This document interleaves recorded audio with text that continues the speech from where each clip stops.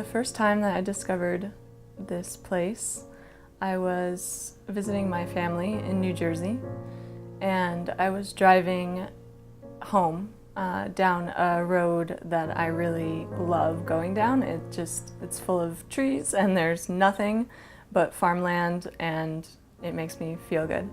So I was driving down there and I noticed this house and it caught my attention, and I just got an idea to go make a short film, and I called Adele, my co-artistic director.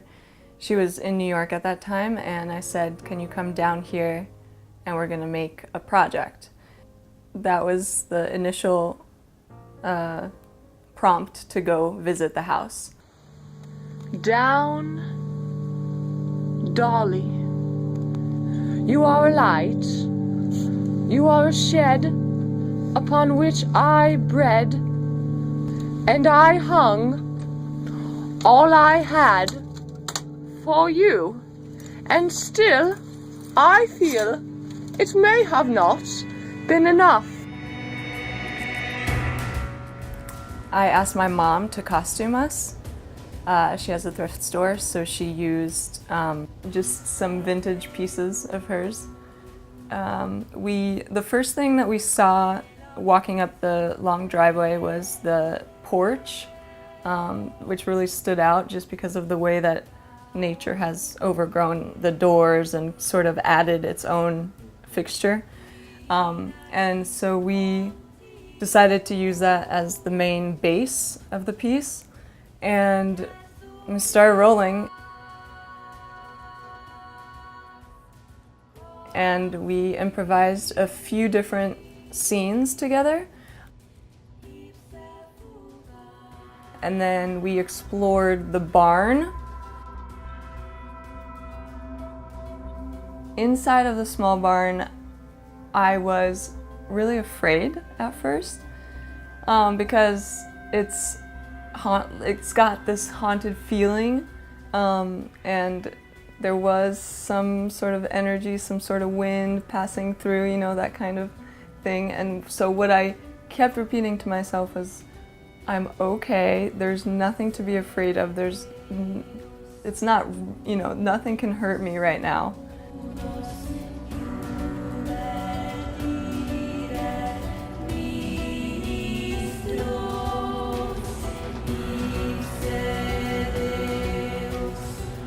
So I found a doll made of paper mache in that small barn in the corner, and she was sort of stuck and pink and made of paper mache and wearing clothes and sort of looked like almost a big voodoo doll.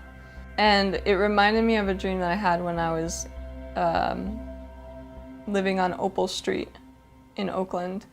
And that dream was, during childhood, there was a shoe closet in my parents' house, and I opened the door, and in the dream the shoe closet was really stuffed full of things, and a doll came out, but it was a doll / little girl, and she was real in the dream, and she started repeatedly saying, "We have feelings too, we have feelings too."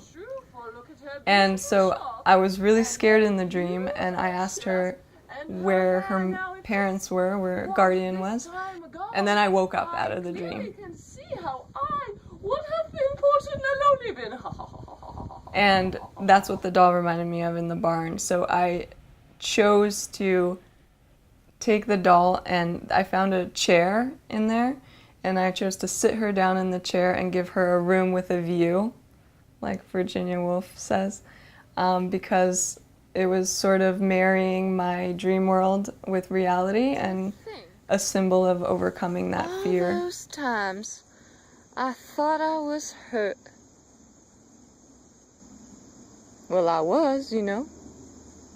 It hurts. It hurts to be alive sometimes. Sometimes you just want to go up in there. Do I believe that there are there's energy and that stories and memories could be alive in the air, yes. I think that a person can pick up on the energy of a space and they could read it and they could understand it.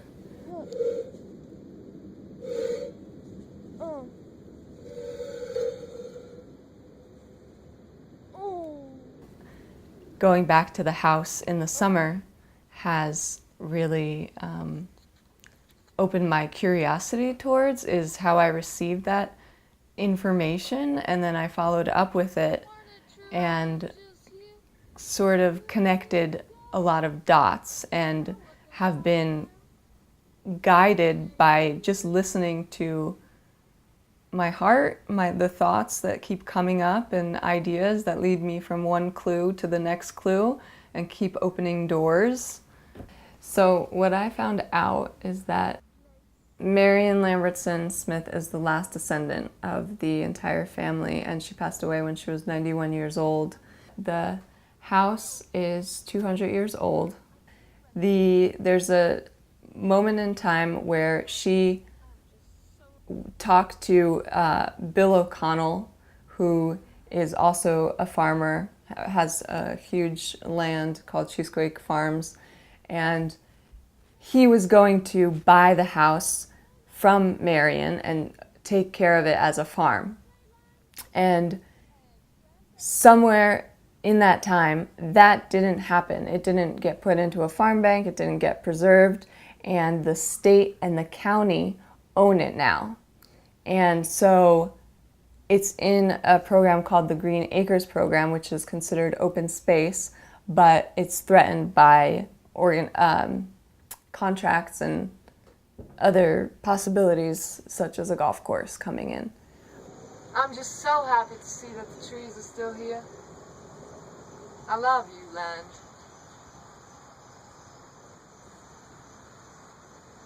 I'll never forget you. So I decided to go visit the Madison Historical Society to see if there's any reason or idea of need to preserve the house. And so I found out that there's another organization out there called Echoes Past that cares about preserving the property as well, but they haven't had much luck in that area because the county and the state own the house now. So the Preservation Committee has lost a lot of homes, historical homes and sites in the area already. So it's not at the top of their to-do list to preserve this sort of house. I'm telling you, I never ever left here. I still live in this house, and, well, here I am. I'm right here. So anybody who tells you any different, you just let them know that I am here. I was here. I remember being here. And I never left. Just my stuff got a little bit old. When I go to the site, I want other people to have the same feeling that I have. That feeling, it's an emptiness that feels incredible, and that's where I think it's possible to change people's perception of death. It can be looked at as a transformation, and knowing that their legacy is going to continue in some way. And if I can I feel like I'm holding Marian's desires right now, and if I could complete her wish and her dream, it's going to help me as well. And that leads to just sort of an opening to the way in which we're all connected. And I'm telling you, I'm gonna save that house. I'm gonna save that house for Kate, for Echoes Past, and for all these trees here. That's right. I may be a little bit angry right now. But as they say, passion takes guts. And I have those guts. There's something guiding this that I don't know what it is, but it's just too obvious for me to ignore.